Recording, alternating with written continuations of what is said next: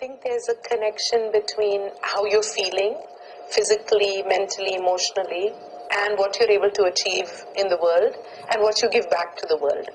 So, how is that connection, and how do people find that inner strength to do what they want to do? Let me correct the one part of the question about giving back to the world. Okay. We don't have anything to give to the world. We can only take from it. Oh, we're always taking, but can't we give as well? If you take less, it is there. So eat less. Tread softly. No, you eat just what is enough. Okay, I understand that track.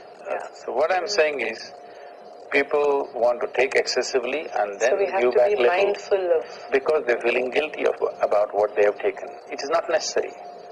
You can structure your life in such a way that you take only what's needed, rest of it you make it happen the way it's needed for everybody else around you.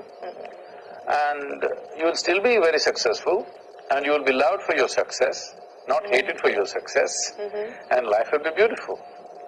So I'm not talking about meagerness, austerity, or you becoming an ascetic, no.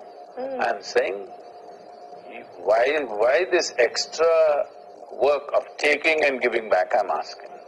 It is not efficient. Let's take what is needed for us, the rest of it must happen the way it needs to happen, isn't it? I guess we need to unlearn some things, like what do you mean by taking only what you need?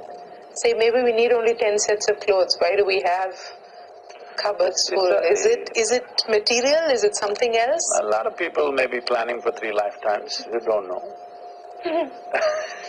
I'm saying how much you want is not something that I should decide, you should decide.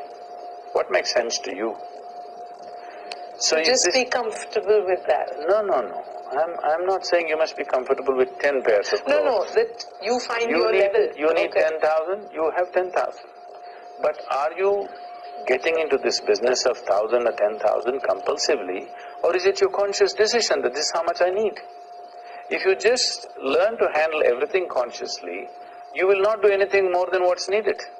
And what I need and what you need may be different, and it's perfectly fine. It's not for somebody else to decide how much you need. And then you get more mindful about what you're doing, the problem right now is, most people are too mindful. That's why all this problem. What do you mean? Because I meant… Their minds are full. Okay, no, I didn't mean that one. I didn't mean that. Even being mindful will make you alert. Mindful will make you survive better in the world. It will not help you to evolve yourself. Just do one thing.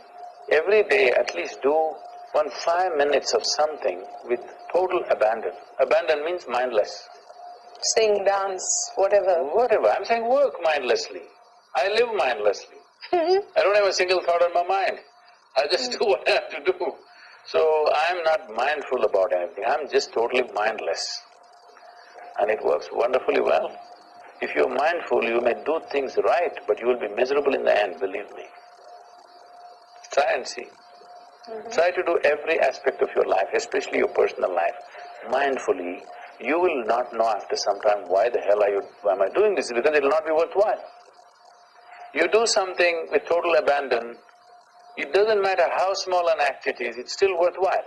I think there is an understanding that we need to make some change, but there's also, a certain degree of, in the process of making that change, that appreciation. No, so what is it? I'm not saying you must change. All I'm saying is, you must be… Yeah, actually I'm pretty happy, Sadhguru. I don't feel the need to change.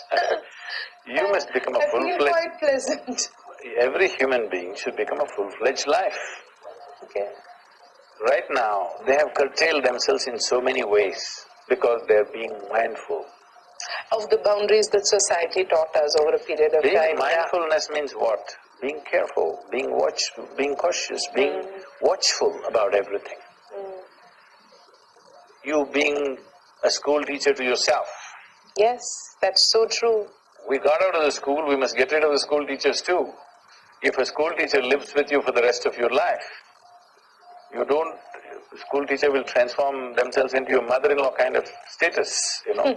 You're trying to create an inner situation where you're penned in by your own attitude. If you are in a state of abandon, then being joyful and ecstatic is natural. There is substantial medical evidence today that only when you're feeling very pleasant within yourself, your body and your brain will work very well. Right. If you want to do your work, your body and brain should function well, isn't it? Where is the question for that? If people are miserable, stressed out for every little thing, they're not doing anything great, they're just earning a living. For that they're stressed out. So now they want to vent it on the world. All this is happening because you're trying to go through life without paying attention to the human mechanism.